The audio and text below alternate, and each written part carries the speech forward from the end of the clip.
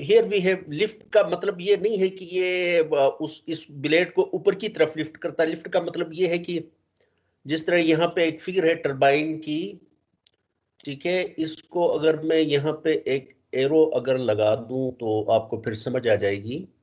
ये है लिफ्ट, यहाँ पे फॉर एग्जांपल इस ब्लेड पे इस डायरेक्शन पे फोर्स लगेगी। फिर इस ब्लेड की अगर हम बात करेंगे तो इसमें जो लिफ्ट फोर्स जो होगी वो फिर इस ब्लेड पे इस डायरेक्शन पे लगेगी, और फिर ये वाली जो ब्लेड है इस पे लिफ्ट फोर्स जो है वो फिर इस डायरेक्शन पे लगेगी। Did you get my point? ठीक है, ये इस डायरेक्शन पे, अगर ये ब्लेड यहाँ पे आ गया तो इस डायरेक्शन पे फोर्स लगेगी, अगर ये ब्लेड यहाँ पे आ गया तो इस डायरेक्शन पे लगेगी, ये ब्लेड यहाँ पे आ गया तो फिर इस डायरेक्शन पे फोर्स लगेगी, ये रोटेट करता रहेगा।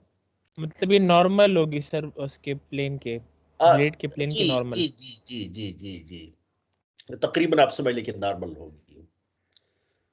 ठीक है, तो जो उसको उसको इस डायरेक्शन पे इस तरीके से रोटेट करवाएगी, क्योंकि ये विंड है ना, विंड अगर आप इसको हम इस पॉइंट पे अगर हम एनालाइज करें, अगर ये ब्लेड की पोजीशन यहाँ पे है और विंड ऐसे जा रही, तो हम देखेंगे कि lift force is applying in this direction. Lift force का मतलब एरोप्लेन में तो जाहिर है we are interested in moving in the upward direction, तो लिफ्ट फोर्स हमेशा ऊपर की डायरेक्शन पे होगी, क्योंकि ये हमेशा सामने की तरफ जा रही है।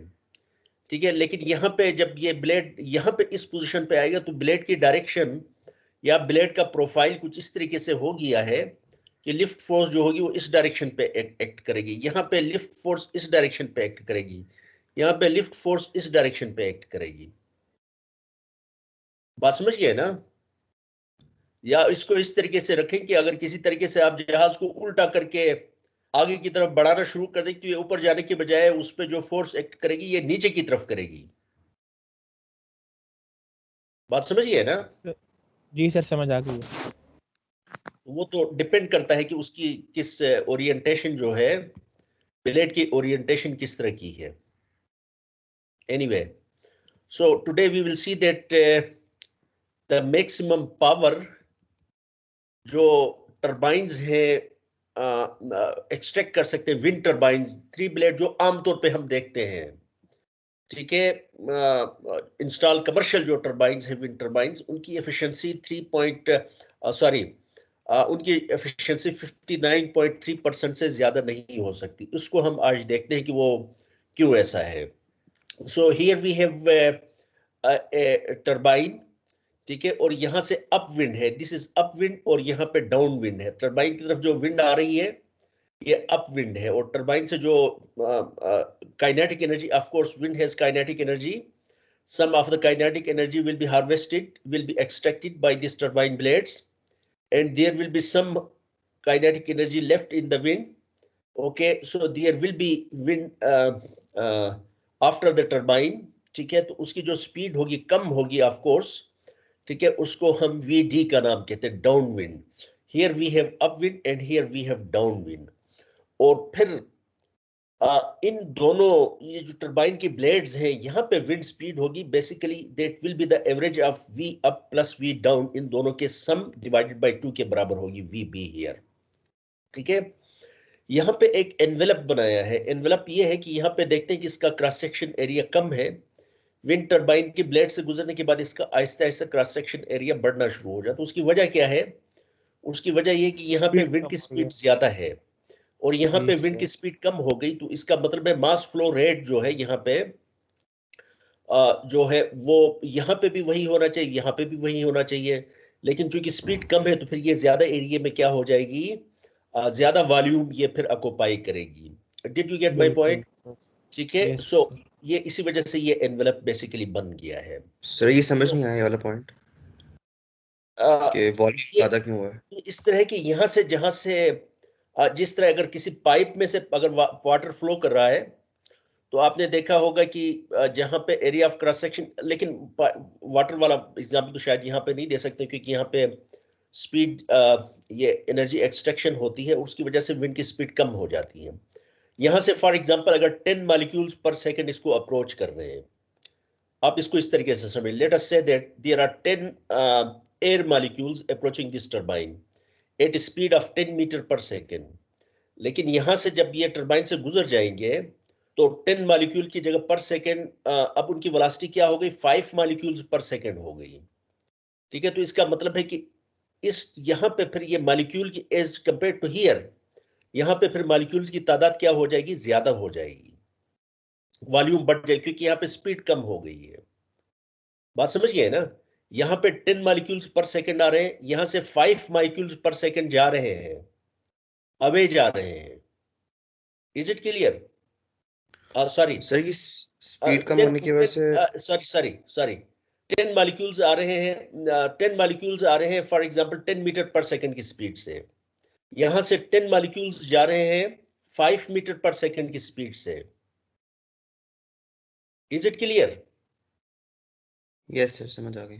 किसी रोड पे आप लोग जा रहे हैं, दौड़ते हुए जा रहे हैं, ठीक है, कोई एक बहुत बड़ा जुलूस जा रहा है, दौड़ता हुआ जा रहा है, ठीक है, एक खास स्पीड से दौड़ते हुए जा रहे हैं लोग, तो सामने जाके एक खास जगह के बाद अगर लोगों की स्पीड कम हो जाए, यहां से तो स्पीड वही है ना पीछे से जो आ रहे हैं, एक रोड पे दौड़ रहे हैं लोग, ठीक है, एक खास पॉइंट के बाद लोगों की स्पीड कम हो जाती है, ठीक है, अब क्या होगा? जहां से कम हो रही वहां से लोग फैलना शुरू हो जाएंगे ना। अगर उसी स्पीड को, दोनों साइड पे स्पीड्स को सेम मेंटेन रखना है, अगर फैलेंगे नहीं, ठीक है, जहां से स्पीड कम हो गई वहां से अगर ज्यादा एरिया में फैलेंगे नहीं, तो पीछे से तो स्पीड, फिर पीछे वाली स्पीड कम हो जाएगी ना।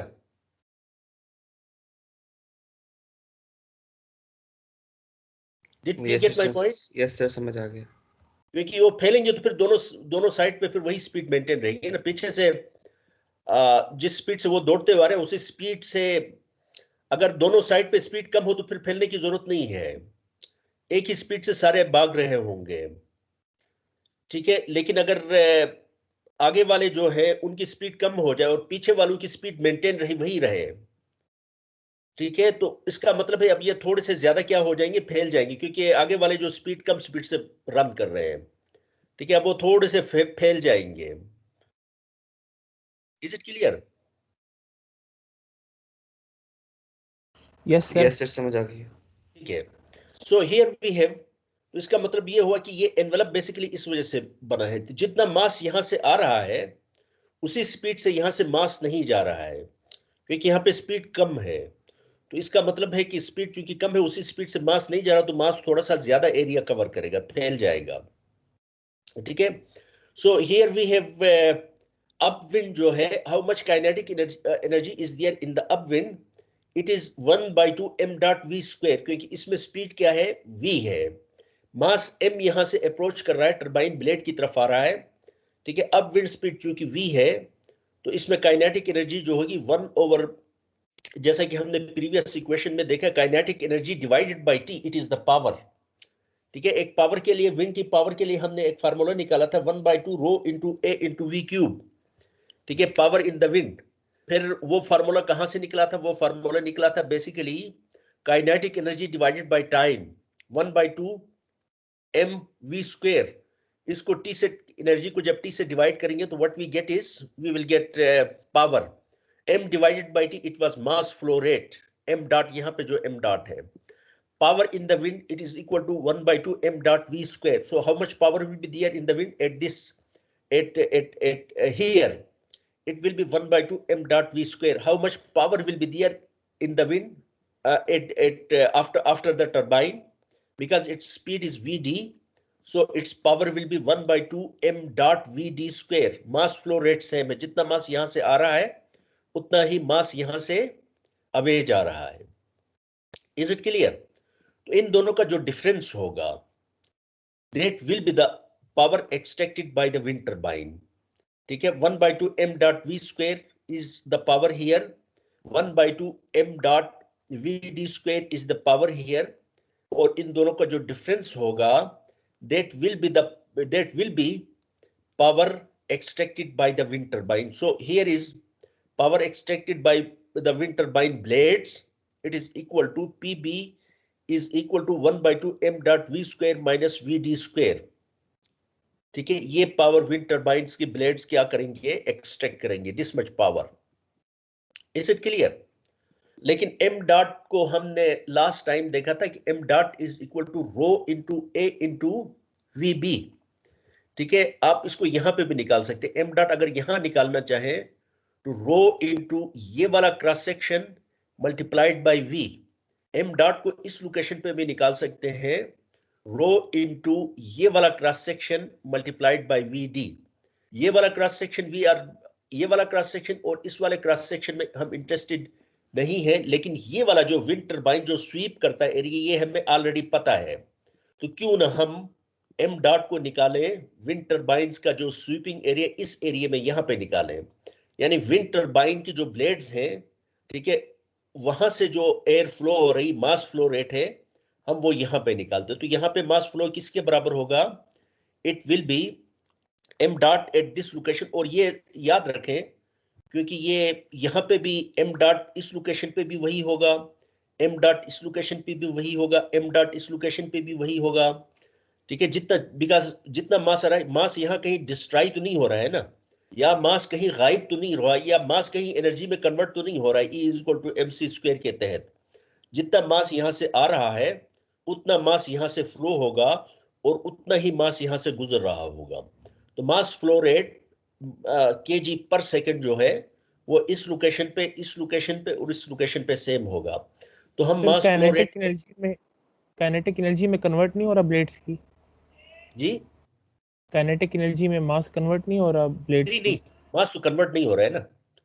मास में काइनेटिक एनर्जी है। मसलन अगर आप दौड़ रहे हैं तो आप में काइनेटिक एनर्जी है, लेकिन जब आप किसी के साथ स्ट्राइक करते हैं, ठीक है, और उसके बाद आप स्लो डाउन होते हैं, तो आपका मास तो कन्वर्ट नहीं होता ना, आपकी एनर्जी कम हो जाती है, लेकिन आप क्या करते हैं, अपनी एनर्जी को इम्पार्ट करते हैं। जिस तरह पानी अगर पाइप में से फ्लो कर रहा है, विंड टरबाइन के साथ, उसके साथ वाटर टरबाइन के साथ वो स्ट्राइक करता है, तो पानी का मास तो चेंज नहीं होता, केजीज में वजन वही रहेगा, लेकिन उसकी जो काइनेटिक एनर्जी है उसको ट्रांसफर करेगा किसमें, वाटर टरबाइन में, लेकिन इसकी स्पीड कम हो जाएगी बेसिकली।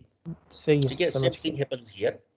तो mass will remain M dot, mass flow यहाँ पे भी वही होगा, यहाँ पे भी वही होगा, यहाँ पे भी वही होगा। तो मास फ्लो रेट हम इस पॉइंट पे हम निकालते हैं। तो इस पॉइंट पे मास फ्लो रेट क्या होगा? It is V B. V B already हमें पता है, वी बी किसके बराबर है? V plus V D divided by 2। हम प्रूफ नहीं करेंगे, लेकिन ये प्रूफ किया जा सकता है। ठीक है, v plus vd divided by 2 is vb.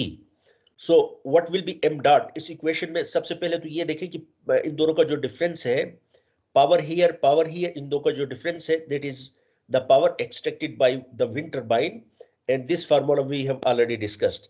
तो इस फार्मूले में m dot जो होगा, m dot is always equal to mass flow rate जो है, एरिया ऑफ क्रॉस सेक्शन जिसमें से कोई फ्लूइड मूव कर रहा है, ठीक है, उसका, और उसका area multiplied by density multiplied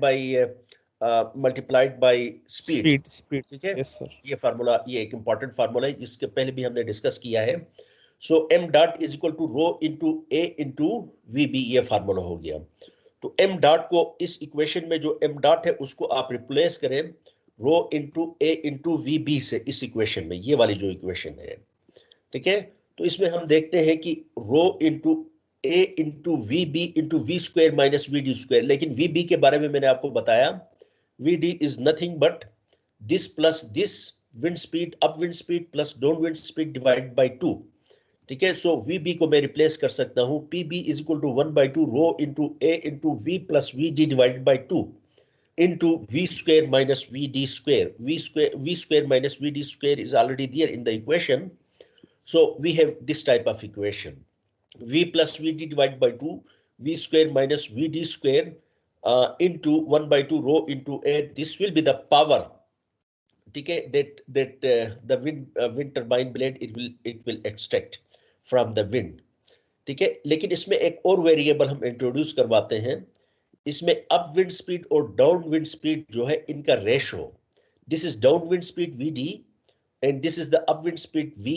इन दोनों का जो रेशो है, इसको हमने लैम्डा का नाम दिया। ठीक है, vd divide by v, vd is here down wind speed जो कि कम होगी, और v is up wind speed जो कि ज्यादा होगी। इन दोनों का रेशो जो है उसको हमने नाम दिया लैम्डा। ठीक है, सो अब ये वाली जो इक्वेशन है इसको हम लिखेंगे इन टर्म्स ऑफ लैम्डा। ठीक है, इन टर्म्स ऑफ लेमडा कैसे लिख सकते हैं? It's very simple, VD will be equal to lambda into V। तो इसका मतलब ये हुआ कि इस इक्वेशन में VD की जगह हम लिखेंगे लेमडा इंटू V, और ये वाला जो VD है यहाँ पे भी हम लेमडा इंटू V लिखेंगे, तो lambda square into V square आ जाएगा। ठीक है, so this PB can be written as this equation. ठीक है, इस इक्वेशन में से V को कॉमन निकालें, यहां से V को कॉमन निकालेंगे बाहर, तो अंदर रह जाएगा 1 प्लस लेमडा डिवाइड बाई 2 रह जाएगा, और यहां से V स्क्वायर को कॉमन निकालें, V स्क्वायर को जब हम यहां से बाहर निकालेंगे तो 1 माइनस लेमडा स्क्वायर रह जाएगा। ठीक है, सो यहाँ पे this is what we have, और V स्क्वायर और V को आपस में मल्टीप्लाई करेंगे तो V क्यूब आ जाएगा, 1/2 rho into V cube into 1 divide by 2, 1 plus lambda into 1 minus lambda square. ये हमारे पास एक इक्वेशन आ जाएगी। Did you get my point? Yes sir, समझ आ गई। ये बड़ी इंटरेस्टिंग इक्वेशन है। What is this thing? This is the power in the wind, upwind speed. ये क्या चीज है? पावर इन द विंड की विंड। पावर है, अब जो विंड में पावर है। जी सर। ठीक है, और ये क्या चीज है? विंड टर्बाइन की जो ब्लेड पावर को एक्सट्रैक्ट करती है।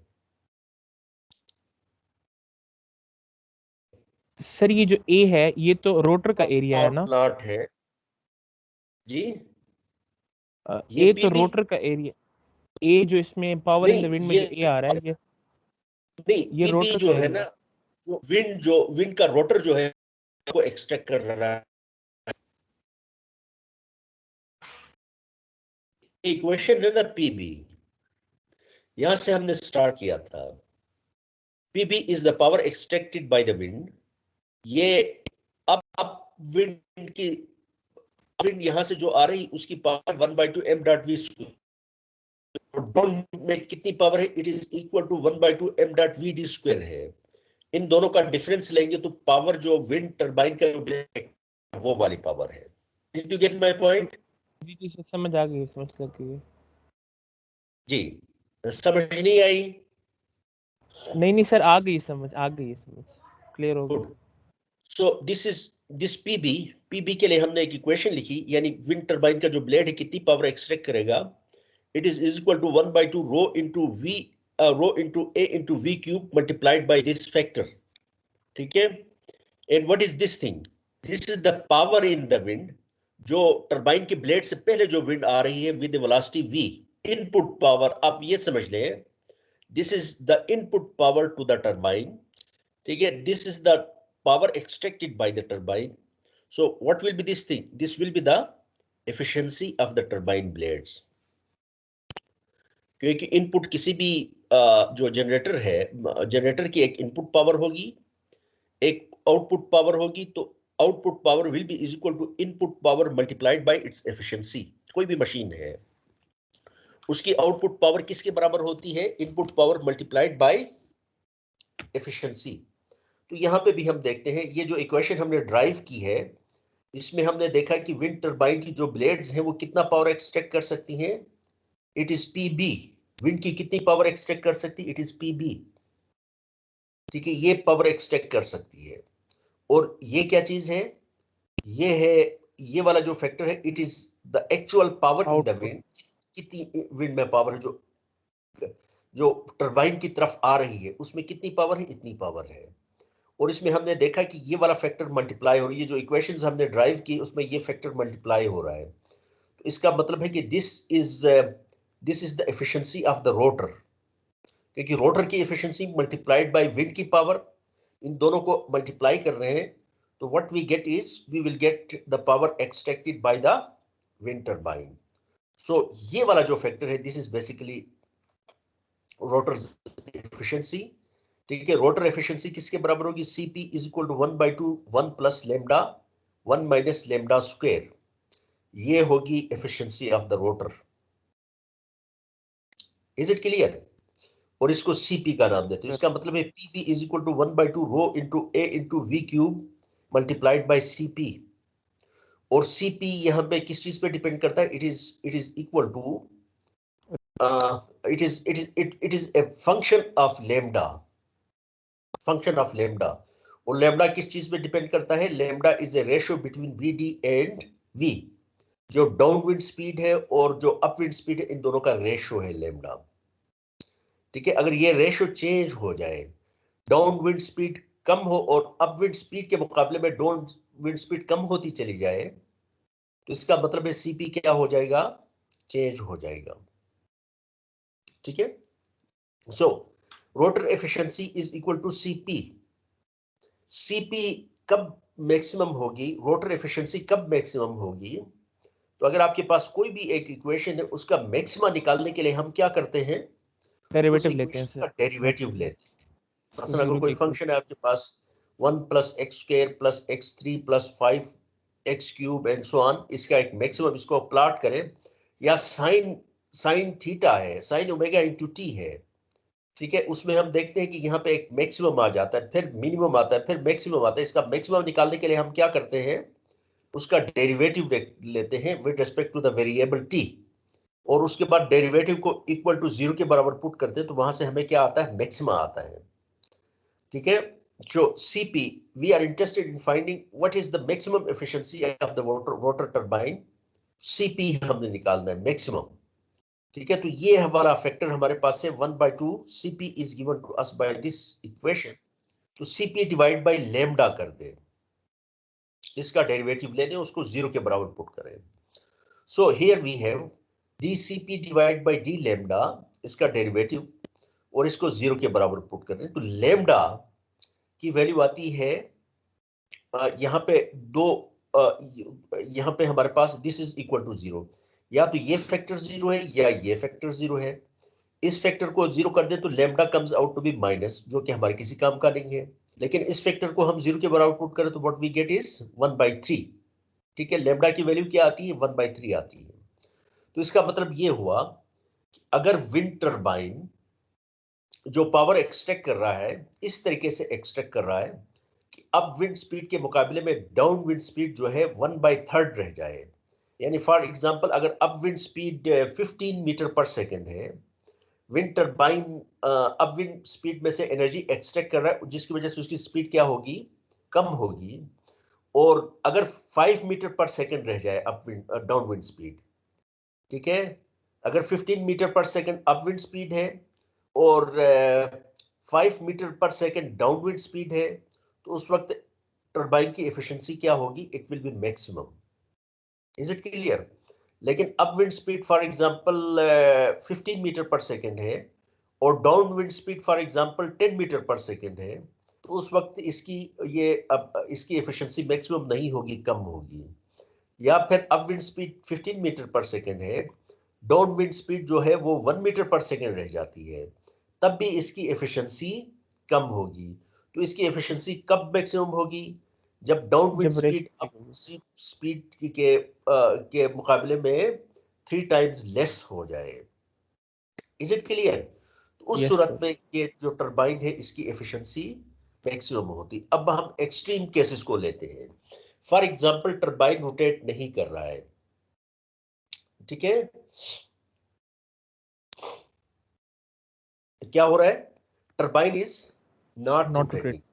टरबाइन को नॉट रोटेट करने का मतलब है अप विंड स्पीड और डाउन विंड स्पीड दोनों क्या हो जाएंगी? सेम बराबर। हो, बराबर यस हो सर। जाएंगी। यस ठीक है, तो सर। लेमडा क्या होगा? 1 हो जाएगा। 1 हो उस सूरत जाएगा। में जब लेमडा को 1 को सीपी यहाँ पे पुट करते हैं, तो ये 0, रोटर की एफिशिएंसी क्या होगी? 0 होगी। तो इसका 0। मतलब है कि जो पीबी जो होगी वो क्या होगी? 0 होगी, क्योंकि कोई रोटर तो कोई पावर एक्सट्रैक्ट नहीं कर रहा है ना।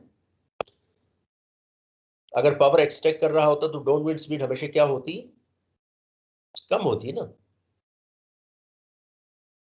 विंड टरबाइन अगर पावर एक्सट्रैक्ट करता तो डाउन विंड स्पीड हमेशा क्या होती? कम होती। कम होती क्या सर? क्योंकि पावर डाउन विंड स्पीड और अप विंड स्पीड दोनों सेम है, तो इसका मतलब है ये कोई पावर एक्सट्रैक्ट नहीं कर रहा है। पावर एक्सट्रैक्ट नहीं करने का मतलब ये है कि अब अगर इस इक्वेशन में भी अगर हम देखें, तो ये फिर ये हमारे पास 1 - 1 = 0। अब एक और एक्सट्रीम केस लेते हैं। इसमें हम एज्यूम करते हैं कि अगर अगर डाउन विंड स्पीड 0 हो जाए, फॉर एग्जांपल जितनी काइनेटिक एनर्जी विंड में थी वो सारी की सारी अगर ये एक्सट्रैक्ट करे, तो कब कब एक्सट्रैक्ट करेगा? जब सारी की सारी इसकी डाउन विंड स्पीड अगर 0 हो जाए, ठीक है, इसका मतलब ये है कि अब इस टरबाइन की ब्लेड ने सारी की सारी काइनेटिक एनर्जी विंड टरबाइन की क्या की है, विंड की एक्सट्रैक्ट की है। ठीक है, लेकिन जीरो होने का मतलब क्या है, विंड स्पीड जीरो होने का मतलब ये है कि ये सारी की सारी एयर जो है टरबाइन के ब्लेड के फौरन बाद यहाँ आके स्टेशन नहीं हो, सारी रुक जाती है। जीरो होने का मतलब यही है ना। जी सर बिल्कुल, स्पीड एयर जीरो होने बची का नहीं। मतलब ये सारी यहाँ रुक जाती है। जी ठीक सर। है, जब ये यहाँ से एयर आ रही है खास स्पीड से, उसके बाद यहाँ एक्यूमुलेट होना शुरू हो जाएगी, तो ultimately do you expect this wind turbine to operate? Sir कैसे ऑपरेट करेगा, पीछे तो जा ही नहीं रही। और यही कह रहा हूं ना, यही कह रहा हूं। ठीक है, तो इसका मतलब ये हुआ कि some flow should always be there here. Extreme case है, उसका मतलब है उस वक्त भी ये जीरो पावर एक्सट्रैक्ट कर रहा होगा जब ये सारी की सारी विंड यहाँ पे, यानी सारी की सारी एनर्जी अगर एक्सट्रैक्ट करना चाहे विंड टरबाइन, ये भी पॉसिबल नहीं है। उस सूरत में सारी की सारी जो एयर है यहाँ पीछे मास है यहाँ एक्यूमुलेट होना शुरू हो जाएगा, जो कि विच इज नॉट पॉसिबल। ठीक है, इसका मतलब है कि अगर इसको आपने ऑपरेट इसमें से विंड से में पावर एक्सट्रैक्ट करवानी है, तो there should be some energy left in the wind. ठीक है, energy left in the wind का मतलब ये है कि उसकी कुछ वेलोसिटी होनी चाहिए। तो वेलोसिटी का मतलब ये है कि एयर को यहाँ से फ्लो करवाना चाहिए। ठीक है, एक्सट्रीम केस में फॉर एग्जांपल एयर की वेलोसिटी जीरो है, उसके बाद एयर की वेलोसिटी को बढ़ाना शुरू कर दे, तो यहाँ से फिर जो एयर एक्यूमुलेट हो रही है वो आगे की तरफ मूव करती चली जाएगी। ठीक सर है, एक एयर की क्वेश्चन। वेलोसिटी को बढ़ाते चले जाए। जी सर अगर ये पीछे मतलब जा रही है विंड, लेकिन पीछे पीछे हमने इसको अकोमोडेट कहीं पे कर लिया है, तो फिर भी सर ये रोटर रोटेट तो कर सकता है। ऑल्दो ये आइडियल है, विंड पीछे जाती होती है, लेकिन रोटेट तो करेगा ना टरबाइन। टरबाइन में क्या इश्यू आएगा अगर विंड किस पीछे किस अकोमोडेट सूरत हो में? रही है तो? मतलब विंड को हम पीछे नहीं, नहीं जाने दे रहे, पीछे अगर यहाँ पे अकोमोडेट हो देखिए ना गई एक मास जगह फ्लो पे। है, आइडियल एक हमने एक दो दो सिचुएशंस ली है ना। जिस तरह पानी है, पानी अगर टरबाइन का अगर सारी की सारी एनर्जी यहाँ एक्सट्रैक्ट करेगा, यानी विंड टरबाइन ने उसकी स्पीड जीरो कर दी, यहाँ से 1000 मॉलिक्यूल आ रहे हैं, वो 1000 मॉलिक्यूल यहाँ जमा हो रहे हैं, यहाँ से एक्यूमुलेट होना शुरू हो जाएंगे ना, जी सर। फिर ये ऑपरेट नहीं करेंगे, अकोमोडेट होने का ये क्योंकि मतलब है मास कि यहाँ उसको वो। जमा होता जा रहा सही सही सही सही सही समझ गया सर। है। जब यहाँ से फर्दर एयर मॉलिक्यूल्स आएंगे, वो जमा होते चले जाएंगे, जमा होता, आपने उसकी स्पीड स्पीड जीरो है ना उसकी।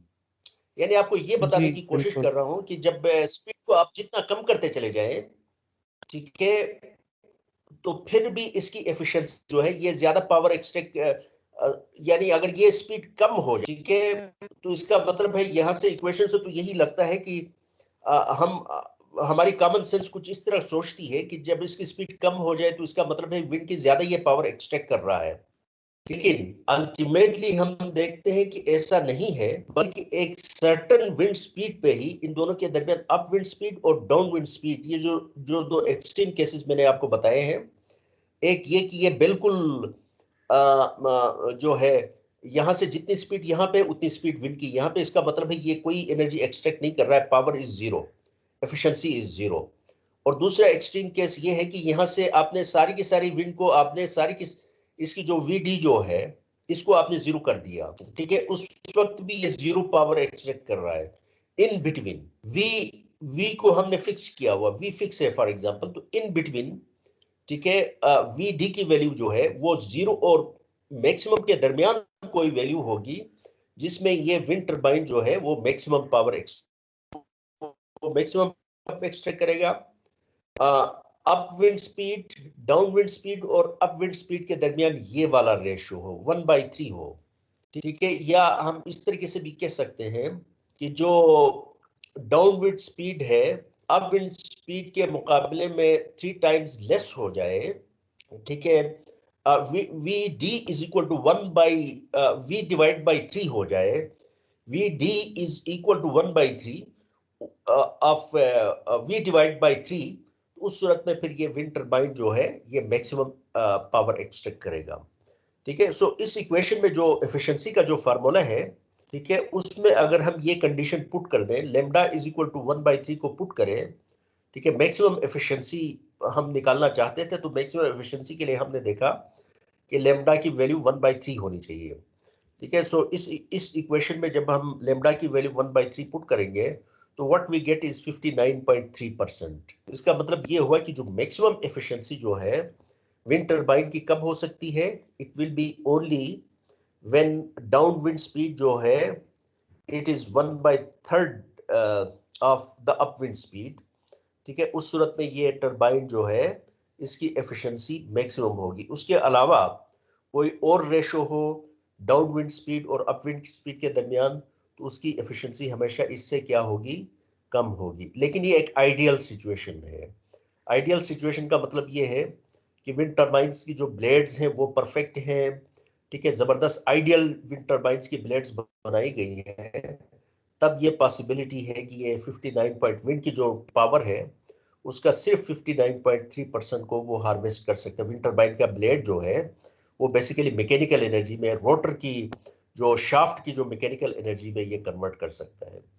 ठीक है, and let us assume that generator is an ideal generator. Gear box उनकी एफिशिएंसी 1 है, जनरेटर की एफिशिएंसी 100% है, गियर बॉक्स की एफिशिएंसी 100% है, और टरबाइन की जो ब्लेड्स हैं और एवरीथिंग इज परफेक्ट आइडियल। उस सूरत में भी जो विंड टरबाइन जो है वो 59.3% से ज्यादा एनर्जी हार्वेस्ट नहीं कर सकता है। Modern wind turbines under best condition can approach 80% of the above limit. यानी विंड टरबाइंस जो है उनके जो ब्लेड्स हैं वो 45 और 50% से ज्यादा जो विंड की एनर्जी है उसको वो कन्वर्ट नहीं कर सकते। Power of rotating generator shaft उसको कन्वर्ट नहीं कर सकते। ओनली 45 to 50% विंड की जो एनर्जी को हार्वेस्ट कर सकते हैं, कन्वर्ट कर सकते हैं। Any question please? No sir, clear up.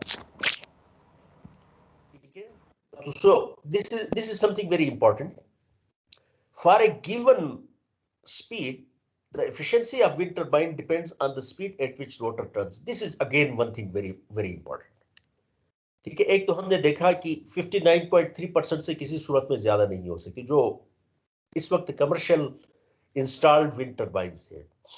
ठीक है, इसमें एक और मसला है, विंड की स्पीड को आप कांस्टेंट रखें, मसलन 10 मीटर पर सेकंड है। विंड की स्पीड क्या है, 10 मीटर पर सेकंड। अगर रोटर रोटेट कर रहा है 15 मीटर पर 15 रेवोल्यूशंस पर मिनट रोटेट कर रहा है, ठीक है, तो इसकी एफिशिएंसी कुछ और होगी। और अगर 20 रेवोल्यूशंस पर मिनट रोटेट कर रहा है तो इसकी एफिशिएंसी कुछ और होगी। 25 रेवोल्यूशंस पर मिनट अगर रोटेट कर रहा है तो इसकी एफिशिएंसी कुछ और होगी। Did you get my point? Wind की स्पीड को कांस्टेंट रखें, फिक्स रखें। विंड एक खास स्पीड से जा रही है, 10 मीटर पर सेकंड की स्पीड से जा रही है, लेकिन अगर टरबाइन 5 रेवोल्यूशंस पर मिनट की स्पीड से रोटेट कर रहा है तो इसकी एफिशिएंसी कुछ और होगी। 10 रेवोल्यूशंस पर मिनट से रोटेट कर रहा है, इसकी एफिशिएंसी कुछ और होगी। 15 रेवोल्यूशंस पर मिनट से रोटेट कर रहा है तो इसकी एफिशिएंसी कुछ और होगी। यानी विंड की स्पीड कांस्टेंट रखें, टरबाइन की रोटेशनल स्पीड को चेंज करें तो विंड टरबाइन की एफिशिएंसी फिर भी क्या होती है, चेंज होती है। Did you get my point? Sir ये फार्मूले में तो शो नहीं हो रहा था, क्या ये है कि मतलब डाउन स्पीड चेंज होती है? इस फार्मूले को, ये तो हमने एक मैक्सिमम एफिशिएंसी के लिए एक फार्मूला ड्राइव किया ना। जी सर। सर वो जो मैक्सिमम एफिशिएंसी कितनी हो सकती है इसकी हमने बात की। बात समझ गए ना? नहीं, रोटेशन से फिर जो नंबर ऑफ रोटेशंस की जब हमने बात की ना, टरबाइन किस स्पीड से रोटेट कर रहा है तो फिर वो वीडी उसके मुताबिक चेंज करेगा ना, वीडी चेंज हो जाएगा। यहाँ पे तो हमने टरबाइन के रोटेशन के इफेक्ट को नहीं देखा, हमने सिर्फ देखा कि वीडी और वी के दरमियान रेशो की बात की। लेकिन वीडी किस चीज पे भी डिपेंड करेगा, it will depend upon at what speed the turbine rotor rotates. सही है सर, बात समझ गए ना? तो सर अगर टरबाइन का वी रोटर है, जी बेटा, अगर वी कांस्टेंट है तो फिर रोटर की स्पीड कैसे चेंज होगी अगर आपके पास स्पीड ऑफ विंड कांस्टेंट है? वो दो चीजें हैं। चले इसको मैं एक और तरीके से ले लेता हूं, बाद में हम वो कैसे चेंज हो सकती है ये हम बाद में बात करेंगे अगले 1-2 लेक्चर्स में। एक और हम काम करते हैं, ये सिंक्रोनस जनरेटर जो ग्रिड के साथ लगे होते हैं, what do you think, will क्या उनकी स्पीड चेंज होती है जब आप पानी की क्वांटिटी को आप बढ़ाते हैं? कोई पावर प्लांट है, हाइड्रो इलेक्ट्रिक पावर प्लांट है, पानी के फ्लो को आप ज्यादा करते हैं, कम करते हैं, तो क्या जनरेटर की स्पीड चेंज होती है? सिंक्रोनस जनरेटर जो ग्रिड के साथ लगाया है। सर नहीं होती। नहीं होती। क्यों नहीं होती है? जो ग्रिड की फ्रीक्वेंसी जो है ना, N is equal to 120 F/P। एक जनरेटर यस आपने लगाया, सिंक्रोनस जनरेटर है, उसके नंबर ऑफ पोल्स फिक्स्ड है, ग्रिड की फ्रीक्वेंसी 50 है, तो ये हमेशा किस स्पीड से रोटेट करेगा? Its speed will be always 120 F/P। ये कांस्टेंट स्पीड से हमेशा रोटेट। बात समझ गए ना? अब एक विंड टरबाइन है, आप इस तरीके से ले, विंड टरबाइन है वो आपने ग्रिड के साथ कनेक्ट किया हुआ है। ग्रिड के साथ कनेक्ट करने का मतलब ये है कि अब इसकी जो रोटेशनल स्पीड क्या है? कांस्टेंट है। Is it clear? Yes sir. Yes sir. ठीक है। अब अगर विंड की स्पीड चेंज हो जाए, विंड की स्पीड कम या ज्यादा होगी, तो इस टरबाइन की एफिशिएंसी क्या होगी? कम या ज्यादा होगी, चेंज होगी, विंड की स्पीड के साथ चेंज होगी। रोटेशनल स्पीड को आपने कांस्टेंट रखा, लेकिन विंड की स्पीड चेंज होती रहे, तो टरबाइन की एफिशिएंसी भी क्या होगी? चेंज होगी। Did you get my point? होता तो यही होना चाहिए ना कि इसका विंड की स्पीड ज्यादा होने से इसको, इसकी एफिशिएंसी पे ये ज्यादा पावर एक्सट्रैक्ट करेगा, लेकिन इसकी एफिशिएंसी पे कोई चेंज नहीं आनी चाहिए। लेकिन विंड टरबाइंस है, इनकी एफिशिएंसी रोटेशनल स्पीड पे भी डिपेंड करती है और विंड स्पीड पे भी डिपेंड करती है। रोटेशनल स्पीड को फिक्स रखें, विंड स्पीड को आप चेंज करते चले जाएं, तो टरबाइन की एफिशिएंसी चेंज होती है। विंड स्पीड को फिक्स रखें, टरबाइन की रोटेशनल स्पीड को आप चेंज करें। कैसे चेंज करते हैं ये हम बाद में बात करेंगे। टरबाइन के ब्लेड्स की रोटेशन को, रोटेशनल स्पीड को आप, तब भी टरबाइन की एफिशिएंसी क्या होती है? चेंज होती है। क्यों चेंज होती है? Because this efficiency it changes. क्यों चेंज होती है? क्योंकि टरबाइन की रोटेशनल स्पीड को चेंज करने से ये जो Vd है, V इज ए फिक्स्ड, लेकिन Vd की जो है, Vd चेंज हो जाएगी basically. Is it clear? So yes sir. ये एक इंपॉर्टेंट एक चीज है। लेकिन एक चीज जिसको हम टिप स्पीड रेशो कहते हैं, that is something very important. ठीक है। टिप स्पीड रेशो एक एक ऐसा नंबर है, ठीक है, जो उसको अगर हम देखें, तो टिप स्पीड रेशो को अगर हम हमेशा कांस्टेंट मेंटेन करें, तो टरबाइन की एफिशिएंसी उस टिप स्पीड रेशो पे हमेशा कांस्टेंट रहती है। ये इसको मैं एक और फिगर से हम बात करते हैं, उसके बाद फिर दोबारा इस स्लाइड की तरफ आते हैं, फिर आपको समझ आ जाएगी। ठीक है। ये यहाँ पे एक्स एक्सिस पे विंड स्पीड है और वाई एक्सिस पे ब्लेड एफिशिएंसी है, टरबाइन के ब्लेड की एफिशिएंसी है। रोटर जो है ये 20 रेवोल्यूशंस पर मिनट से रोटेट कर रहा है, फिक्स है इसकी। मसलन एक सिंक्रोनस जनरेटर था, उसको आपने ग्रिड के साथ कनेक्ट किया है, तो इसका मतलब है कि अब उसकी स्पीड क्या है? फिक्स है। विंड की स्पीड चेंज हो रही है। ठीक है। हम देखते हैं कि यहाँ पे 7, 9, 11, 13, 15 revolution, 15 metre per second wind की स्पीड चेंज हो रही है, और रोटर का ब्लेड है 20 रेवोल्यूशंस पर मिनट से रोटेट कर रहा है। तो हम देखते हैं कि टरबाइन की एफिशिएंसी क्या हो रही है? कम हो रही है, नीचे आ रही है। Is it clear? ये देखें, कम हो रही है। अगर 30 रेवोल्यूशंस, एक और टरबाइन है, वो 30 रेवोल्यूशंस की स्पीड से मूव कर रहा है और उसकी स्पीड फिक्स है। ठीक है। तो इसको हम देखते हैं कि ये वाला टरबाइन जो है, इसकी एफिशिएंसी यहां से कम है, कम से फिर बढ़ना शुरू हो जाती है, और विंड की स्पीड जब कोई 10 मीटर पर सेकंड हो जाती है, उस वक्त टरबाइन की एफिशिएंसी मैक्सिमम होती है, और उसके बाद फिर आहिस्ता आहिस्ता टरबाइन की एफिशिएंसी कम हो रही है। एक और उसी टाइप का टरबाइन है जो कि ग्रिड के साथ कनेक्टेड है, और ये 40 रेवोल्यूशंस पर मिनट से रोटेट कर रहा है। तो हम देखते हैं कि लोअर विंड स्पीड्स पे इसकी एफिशिएंसी क्या है? बहुत कम है। आहिस्ता आहिस्ता इसकी एफिशिएंसी बढ़ती चली जाती है, और समवेयर 13 रेवोल्यूशंस पर मिनट पे, समवेयर हियर 12 रेवोल्यूशंस पर मिनट पे ये फिर 12 मीटर पर सेकंड पे इसकी एफिशिएंसी मैक्सिमम हो जाती है। उसके बाद फिर इसकी एफिशिएंसी कम होना शुरू हो जाती है। ये वाला 20 रेवोल्यूशंस पर मिनट पे जो रोटेट कर रहा था, उसकी एफिशिएंसी 7 मीटर पर सेकंड पे मैक्सिमम थी। विंड की स्पीड जब 7 मीटर पर सेकंड थी, तो उस वक्त इसकी एफिशिएंसी मैक्सिमम थी, और जब विंड की स्पीड 7 मीटर पर सेकंड से चेंज हो गई, तो ये 20 रेवोल्यूशंस पर मिनट से जो विंड टरबाइन रोटेट कर रहा था उसकी एफिशिएंसी कम हो गई, ये जबकि हम ऑलमोस्ट देखते 3 कि टाइम्स है। जी बेटा ऑलमोस्ट ये 3 टाइम्स मतलब ज़्यादा है। विंड स्पीड जब 7 है तो वो 21 था, तो मतलब ये जो 20 आरपीएम है वो डायरेक्टली रिलेटेड है डाउन स्पीड के। विंड की स्पीड के साथ। जी सर, डायरेक्टली रिलेटेड है, 3 टाइम्स का वो आ रहा है, जी जी, फैक्टर आ रहा है। ये आपने अच्छा एक पॉइंट आपने रेज किया। इसी को हम ये टिप स्पीड की जब रेशो की जब हम बात करते हैं तो उसी तरह का एक कंसेप्ट यहाँ पे है। इसको थोड़ा सा देख लें आप फर्दर, ठीक है। अगर 30 रेवोल्यूशंस पर मिनट हो, 30 रेवोल्यूशंस, ये जो विंड की स्पीड है, अपकमिंग विंड की स्पीड है ये वाली है। ये अगर 30 रेवोल्यूशंस पर मिनट से अगर ये रोटेट कर रहा है तो हम देखते हैं कि लोअर विंड स्पीड्स पे भी इसकी एफिशिएंसी कम है, हायर विंड स्पीड्स पे भी इसकी एफिशिएंसी कम है, at a certain wind speed पे इसकी एफिशिएंसी मैक्सिमम है। Even at higher wind speed अगर रोटेशनल स्पीड पे रोटेट करें तो हम देखते हैं कि ये वाला टरबाइन जो 40 रेवोल्यूशंस पर मिनट पे रोटेट कर रहा है, ये लोअर विंड स्पीड पे इसकी एफिशिएंसी कम है, और फिर ये 13 मीटर पर सेकंड या उससे ज्यादा विंड की स्पीड हो जाए तब भी एफिशिएंसी इसकी क्या है, कम है, ठीक है। लेकिन इंपॉर्टेंट थिंग इज, अगर इसको हम देखते हैं कि जो टरबाइन्स हैं जो लो विंड स्पीड से रोटेट करते हैं, वो लोअर जो लो रेवोल्यूशन से रोटेट करते हैं, रोटेशन स्पीड जिनकी लो है, उनकी एफिशिएंसी मैक्सिमम होती लोअर विंड स्पीड पे। जितनी विंड स्पीड की एफिशिएंसी हायर होती चली जाए, उतना ही हायर रोटेशनल स्पीड पे इसकी एफिशिएंसी क्या होती है, मैक्सिमम, ये ज्यादा इसकी एफिशिएंसी बढ़ जाती है। Maximum wind speed, higher rotational speed पे अगर रोटेट कर रहा है टरबाइन, तो फिर हायर विंड स्पीड पे ही ये मैक्सिमम इसकी एफिशिएंसी मैक्सिमम होती है। लोअर विंड स्पीड पे रोटेट कर रहा है कोई टरबाइन, तो फिर लोअर विंड स्पीड पे इसकी एफिशिएंसी मैक्सिमम होती है। Did you get my point? Yes sir, clear है। That is something very important, ये कंसेप्ट बहुत इंपॉर्टेंट है।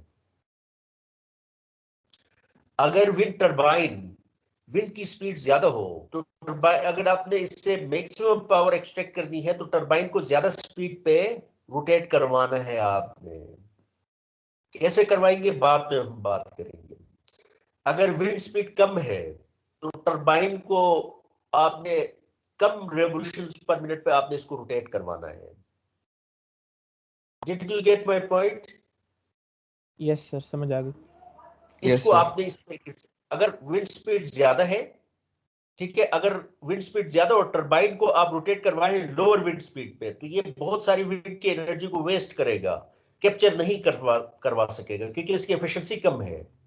मसलन 20 रेवोल्यूशंस पर मिनट पे रोटेट कर रहा है टरबाइन, विंड की स्पीड 13 मीटर पर सेकेंड हो गई, तो विंड में बहुत ज्यादा पावर है, लेकिन आपका विंड टरबाइन कितनी एक्सट्रैक्ट कर रहा है, इसका कोई मे बी 18% उसका एक्सट्रैक्ट कर रहा है सिर्फ। ये एफिशिएंसी है यहाँ पे।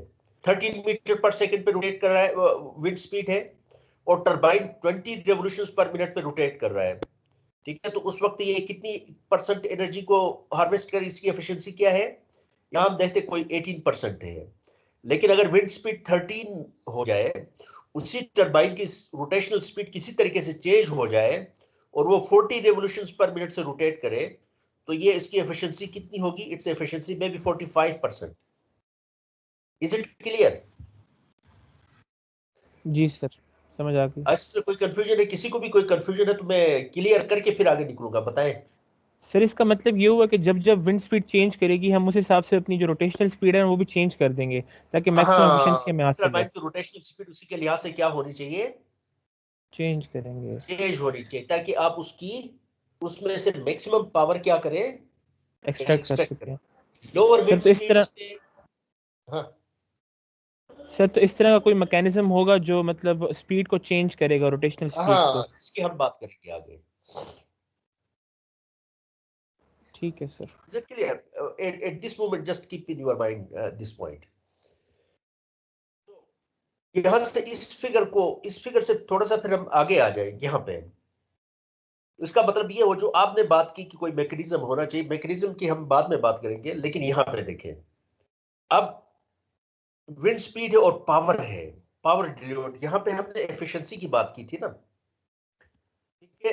अगर wind speed 7 metre per second, यहाँ पे देखें, इसका अगर इस फिगर को मैं देखूं, तो मैं ये करूंगा अगर फॉर एग्जांपल 3 विंड टरबाइन को फॉर एग्जांपल मैं एज्यूम करता हूं सिर्फ 3 स्पीड्स पे चला सकता हूं, एक 20 रेवोल्यूशंस पर मिनट, 30 रेवोल्यूशंस पर मिनट और 40 रेवोल्यूशंस पर मिनट, ये 3 स्पीड्स हैं जिस पे इसको रोटेट किया जा सकता है for the time being assume that. ठीक है, इसका मतलब है कि आपने देखा है कि विंड की स्पीड 7 मीटर पर सेकंड थी, टरबाइन को मैं रोटेट करवाऊंगा किससे, 20 रेवोल्यूशंस पर मिनट पे। ठीक है, इस पे अगर रोटेट करवाऊंगा किसी तरीके से, कैसे करवाऊंगा बाद में हम बात करेंगे। ठीक है, सो यहां से देखें, उसके बाद विंड की स्पीड बढ़नी शुरू हो जाएगी, तो turbine will still rotate eight 20 revolutions पर मिनट। लेकिन जब ये विंड की स्पीड ये हो जाए, ये तकरीबन कोई 8 मीटर पर सेकंड फर्ज कर लें, जो ही ये स्पीड हो जाएगी, तो नाउ टरबाइन को मुझे स्विच करना चाहिए फ्रॉम 20 रेवोल्यूशंस टू 30 रेवोल्यूशंस पे। ठीक है, विंड की स्पीड बढ़ रही है, इस टरबाइन को 20 रेवोल्यूशंस की उससे रोटेट करना चाहिए up to wind speed is 8 metre per second. जो ही विंड टरबाइन की स्पीड विंड की स्पीड 8 मीटर से बढ़ गई, मीटर पर सेकंड से बढ़ गई, अब टरबाइन को रोटेट करना चाहिए 30 रेवोल्यूशंस पर मिनट से। ठीक है, up to this wind speed 11 metre per second.